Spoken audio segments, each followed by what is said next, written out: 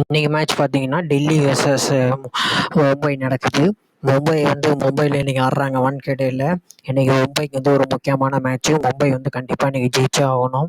ஏன்னா மும்பை ஃபஸ்ட்டு விளையாண்ட 3 மேட்ச்சுமே தோத்துட்டாங்க.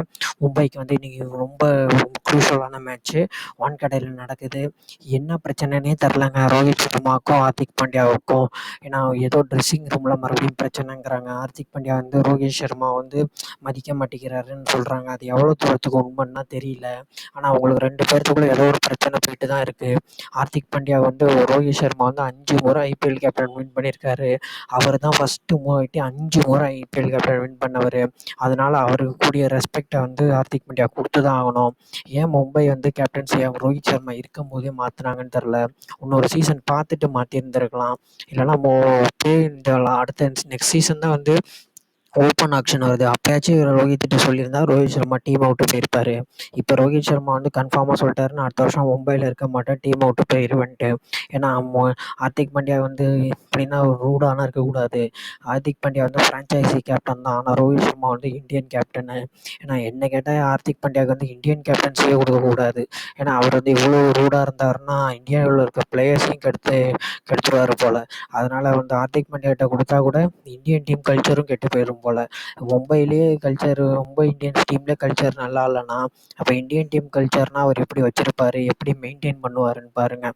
இது ரொம்ப தப்பாக இருக்குது. ஹார்திக் பாண்டியா இது மாதிரிலாம் இருக்கக்கூடாது, மாறிக்கணும்.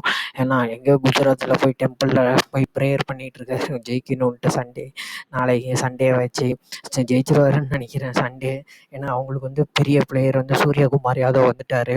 யார் சூரியகுமார் யாதவ் நல்லா விளாடுவார். சூரியகுமார் யாதவுக்கும் பிரச்சனை இருக்குது இவர் மேலே, ஹார்திக் பாண்டியா மேலே. கேப்டன்ஷிப் நம்மளுக்கு கொடுக்கலன்ட்டு. ஏன்னா போன வாட்டி ரோஹித் சர்மா இன்ஜுரினா ரெஸ்ட்டு வேர்ல்டு கப் போகிறதுனால பாதி மேட்ச் ரெஸ்ட்டு கொடுத்தாங்க ரோஹித் சர்மாவுக்கு. வேர்ல்டு டெஸ்ட் சாம்பியன்ஷிப் இருந்ததுனால இப்போ ரோஹித் சர்மாவுக்கு பாதி மேட்ச் ரெஸ்ட்டு கொடுத்துருந்தாங்க ஐபிஎல் நடக்கும்போது. அப்போனா சூரியகுமார் யாதவ் தான் கேப்டன் பண்ணார். அந்த கூட சூரியகுமார் யாதவுக்கும் ஹார்திக் பாண்டியாவுக்கும் ஒத்து வருதான்னு தெரில. ஏன்னா இப்போ மும்பை இந்தியன்ஸில் 2 டீமாக split பண்ணியிருக்காங்களாம்.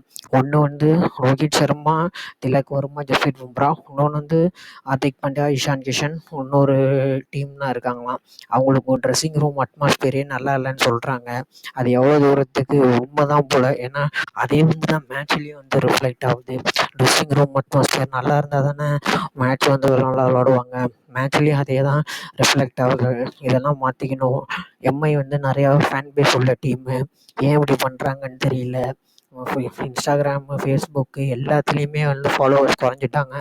Rohit Sharma captain out தூக்குனது. ஏன்னா லாஸ்ட் மேட்ச் மும்பையில் வான்கேடேயில் தான் நடந்துச்சு. அப்போ டாஸில் வரும்போதே சஞ்சய் பாங்கர் சும்மா இல்லாமல் அப்ளாஸ் கொடுங்க ஹார்திக் பாண்டியாவுக்குனாரு. அப்போ க்ரௌடு பூம் பண்ணிட்டாங்க. ரோஹித் சர்மா ஓப்பனிங் வரும்போது அவ்வளோ என்கரேஜ் பண்ணாங்க. ஹார்திக் பாண்டியா பேட்டிங் வரும்போதும் பூம் தான் சொன்னாங்க. இது ஹார்திக் பாண்டியாவுக்கு ரொம்ப ஒரு தான் ஸ்ட்ரெஸ்ஸாக தான் இருக்கும். நாளைக்கு சண்டே மறுபடியும் ஹோம் கிரவுண்டில் விளாட்றாரு. டே கேம் ஆடுறாரு. இன்னும் கத்த தான் செய்வாங்க, பூம் பண்ண தான் செய்வாங்க. ஆனால் நாளைக்கு டெல்லியை ஃபேஸ் பண்ணுறாரு. டெல்லியை ஃபேஸ் பண்ணுறதுனால மும்பை ஜெயிச்சிருந்தான்னு நினைக்கிறேன். டெல்லி டீம் அவ்வளோவா ஒன்றும் நல்லா இல்லை. அதனால் நாளைக்கு ஹார்திக் பாண்டியா ஃபஸ்ட்டு மேட்ச் ஜெயிச்சுட்டு வான்கேடேயில். இல்லைனா மும்பை இந்தியன்ஸை சொல்லியிருக்காங்க இன்னும் 2 மேட்ச் பார்ப்போம், ஒழுங்காக இல்லைன்னா நாங்கள் அவர் கேப்டன்ஷிப்லேருந்து மறுபடியும் ரோஹித் சர்மாட்ட கொடுப்போம்னு சொல்லியிருக்காங்களாம். அது ரோஹித் சர்மா வாங்குவாரா என்னானுங்கிறது எவ்வளோ தூரம் உண்மைன்னு தெரில.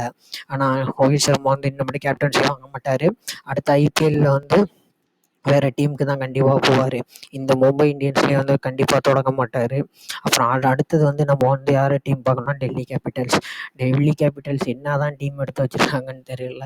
பவுலிங் சுத்தம் மோசமாக இருக்குது. போன வாட்டி 260 ரன் 270 ரன்னு மேலே 74 ரன்னு மேலே அடிச்சிட்டாங்க. 74 ரன் அடித்தாங்கன்னு நினைக்கிறேன் கேகேஆர். இப்படின்னா பவுலிங் வச்சுட்டு மும்பையில் வான்கேடேலாம் பவுலிங் போட்டாங்கன்னா அது இன்னும் வான்கேடே ரொம்ப சின்ன கிரவுண்டு. அதனால் நாளைக்கு 100% மும்பை ஜெயிக்க சான்ஸ் இருக்குது. ஹார்திக் பாண்டியா ப்ரேயர்னா பண்ணிட்டு வந்திருக்காரு குஜராத்தில் போய் ஒரு டெம்பிளில். பார்ப்போம் நாளைக்கு ஹார்திக் பாண்டியாவுக்கு லக் இருக்கான்ட்டு.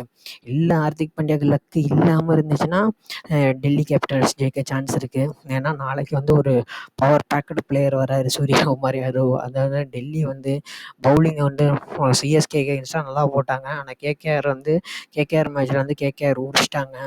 இஷாந்த் சர்மானா ரொம்ப எக்ஸ்பென்சிவ், கலீலாம் பிடிச்சி கண்ணாமண்ணான்னு வெளுத்து விட்டாங்க. டெல்லிக்கு வந்து ஜெயின் ரிச்சர்ட்சனை கொண்டு வரணும். இல்லைனா டெல்லி வந்து ரொம்ப ஸ்ட்ரகிள் ஆகுது. பவுலிங்கும் இல்லை, பேட்டிங்கும் இல்லை. ரிஷப் பந்த் தான் ஒரு ஆள் வந்து போராடிக்கிட்டு இருக்காரு. அவர் எவ்வளோ ஒரு ஆளாக போராடுவாருன்னு தெரில. பார்ப்போம். இன்னும் டெல்லி வந்து நாளைக்கு டவுட்டு தான் ஜெயிக்கிறது.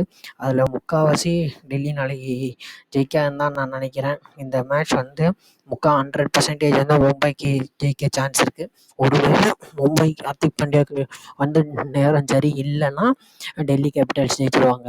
பார்ப்போம். கிரிக்கெட்டில் வந்து யாராலையும் எதுவும் ப்ரெடிக்ட் பண்ண முடியாது. கிரிக்கெட் எந்த ஒரு அன்பிரடிக்டபிள் கேம் தான்.